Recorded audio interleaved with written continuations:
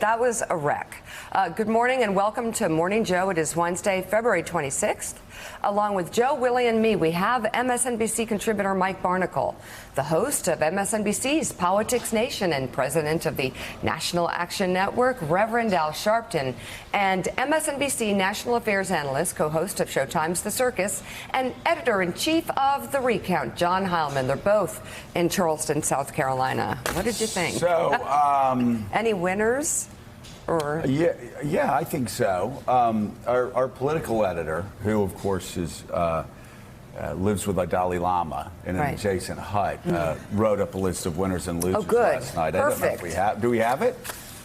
Okay. Let's see. Winners and losers. All right. Well, look at that. Izzy Walzer. Okay. And so said about Joe Biden, arrows up, turned in his best performance on the election cycle, even if his gun homicides number was off by 150 million just or so. A tad. Yeah, just okay. A touch. Biden helped his cause. He did. Mayor Pete, the Cal Ripken of debates, always shows up, usually good, and one of the only candidates on stage not engaged in a wrestling match with the English language. You are right. He is always good. His answers are always on point. He never seems unhinged or thrown off. That's ever. True. Bernie Sanders, sure he screams, and yes, he was shaky last night, but Bernie still got the best shot of winning his party's nomination and inviting Lee Greenwood to sing the Nicaraguan national anthem to kick things off Sandinista style in Milwaukee. Well, that's true, too. I think Izzy's 3 for 3. Amy, the senator was solid and steady even if the moderators forgot she was on stage for most of the night. Yeah. The end is nigh. They did forget she was up there. Elizabeth Warren, after a solid start, the Massachusetts senator repeated the same attacks a week later against a guy with 0 delegates. Warren's strategy remains a riddle wrapped inside a mystery inside a short man's I think she went joke. Too far last night. Yeah. Mayor Bloomberg, what do you say? The successful 3-term New York mayor looked as confused at times as Brick Tamland in Anchorman. And that was before Senator Warren unsheathed her rhetorical axe and went to work. My Boy, Lord. that was ugly. Tom Steyer, the billionaire, may end up funding successful Democratic campaigns, but not his own. Steyer's performance last night made clear that the businessman didn't belong on the big stage. Now, who is that political analyst? Izzy Walzer. Yeah, it's a good one.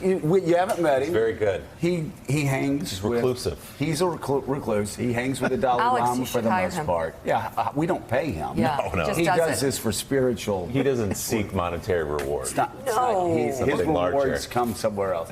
So anyway, That kind of sums it up. That sums it up for Izzy. What do you think? Winners, losers, arrows up, arrows down. What do you think? Well, there was no question who the front runner is. It was Bernie Sanders, obviously, and most of the fire was directed at him. I thought Joe Biden did have a good night. He really as did. our reclusive analyst said, because obviously this is make or break for him. He's put all his chips into South Carolina. He has said through his struggles in Iowa and New Hampshire, you got to wait for me in South Carolina, watch how we do. A lot of people said it was the most important night of his political career last night, and he delivered. He held up. He was much better last night than he's been in the past.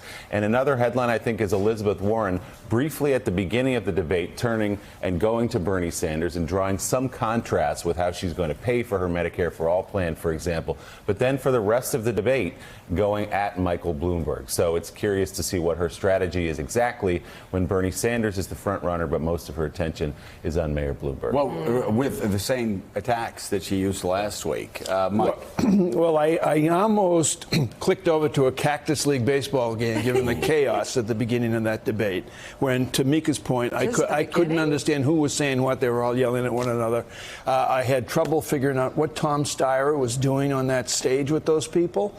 I thought Joe Biden had a really good night, his best night of all in the debates.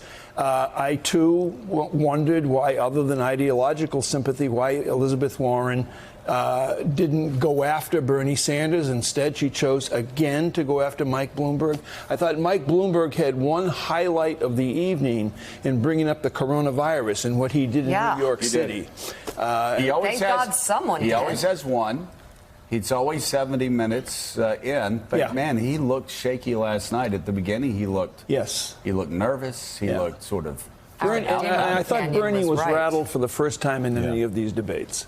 What's that? Bernie was rattled for the first time in any of these debates. Bernie was rattled for the first time. John Heilemann, what's your take of the night's events? I'm kind of where the rest of you guys are. I think it's right. I think the last thing Mike said is ultimately the most important thing is, what happened last night to potentially slow the momentum of Bernie Sanders? That was the central question of the debate.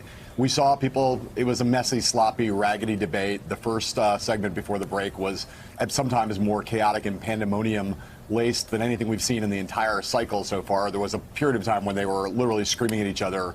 It wasn't cross talk, it was like cross shouting for a solid 45 seconds, and each one of them was kind of flailing their arms and legs, and I couldn't really tell what was going on. But the reality is that Sanders did seem rattled, and it was the first time when there were not as many clean hits against Sanders as there were against Bloomberg last week, but a lot of the oppo that we've been hearing about over the last couple days was deposited out there on the stage. And to see the whole field turn against Sanders that way, something we had never seen before, I think it may have kind of arrested what had seemed to be a kind of unbreakable momentum on Sanders' part. And we'll see now what these...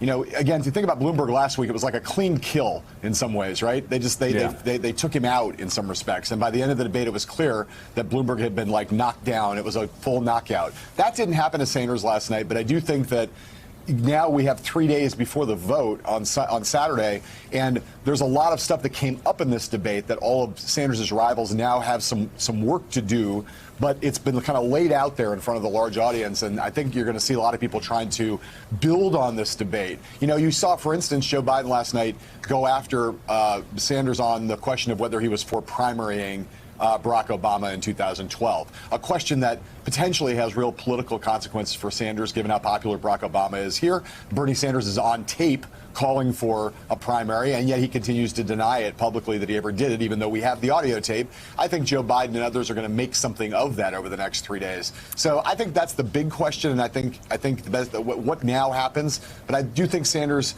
took it, got kind of clipped last night, and it's the first time we've seen it. And I do think Joe Biden had a good night. I agree. I think Biden had a good night politically.